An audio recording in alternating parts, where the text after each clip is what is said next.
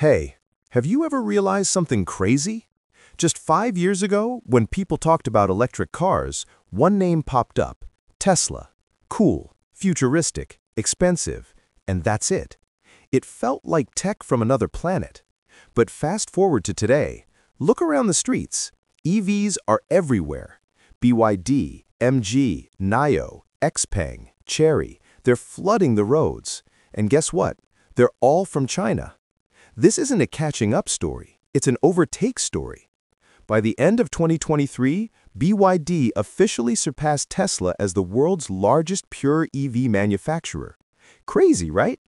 How did a country once known for cheap knockoffs suddenly become the king of future automotive tech? It's not luck, it's not magic. It's a 20-year master plan, a wild, well-executed national strategy. In the next few minutes, we'll uncover how China took over the electric car world. Let's start with the biggest secret. The government went all in. About 15 to 20 years ago, China had two major headaches. First, the insane air pollution in cities like Beijing. People literally couldn't breathe.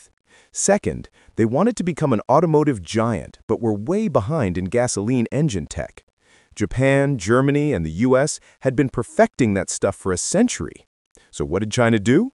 They spotted a golden opportunity: electric vehicles, where every country started at almost the same line, a fresh start. They launched massive EV programs, even before Made in China 2025. Step 1. Insane subsidies. Buy an EV? You could get tens of thousands of dollars in discounts from both national and local governments. Plus, EV owners got special green license plates. That means no traffic restrictions, free parking, and easy registration, while buying a gas car plate in Shanghai or Beijing could cost a fortune.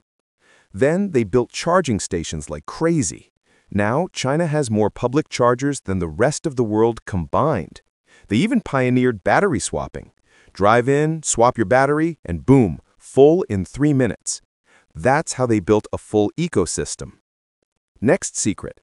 They mastered the heart of EVs, the battery. Up to 50% of an EV's price is in the battery. So whoever controls batteries controls the market. China didn't just want to build cars, they wanted the whole supply chain, from raw materials to finished packs. They invested billions to secure lithium from Chile and Australia, cobalt from Congo, and more. Companies like Ganfeng Lithium and Tianqi Lithium now dominate global supply. And then there's CATL, the world's #1 EV battery maker, with over 35% global market share. They supply Tesla, Ford, BMW, Hyundai, everyone. Oh, and BYD? They started as a battery company, not a car brand. So they build their own batteries, chips, and cars. Total vertical integration. Cheaper, faster, and more efficient. They even created the famous Blade battery, a safer, cheaper, and more durable LFP type. That's why Chinese EVs can be sold at half the price of Western ones. Now for the third secret, the brutal home market. When China subsidized EVs, hundreds of brands popped up. It was chaos. Wild competition, price wars, design battles. Most died out, but the survivors, they became battle-hardened champions, efficient, innovative, and fast. And then came the genius move, the catfish effect. China invited Tesla to build its gigafactory in Shanghai with red carpet treatment. Why? Because Tesla was the catfish that made the goldfish swim faster. Local brands like BYD, NIO, and Xpeng had to level up or get eaten alive. And it worked.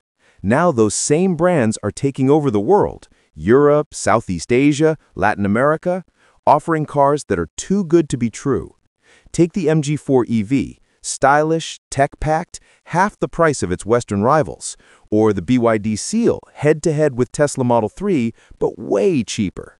Europe's panicking, the US raised import tariffs to 100%, but for us in countries like Indonesia, it's a blessing.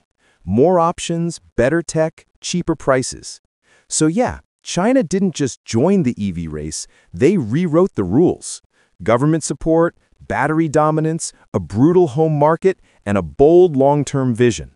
While others hesitated, they went all in. And now the whole world is trying to catch up. What do you think? Will China's EV dominance last forever, or will the old giants fight back? Drop your thoughts in the comments. Thanks for watching, don't forget to subscribe, and see you in the next video. Peace out!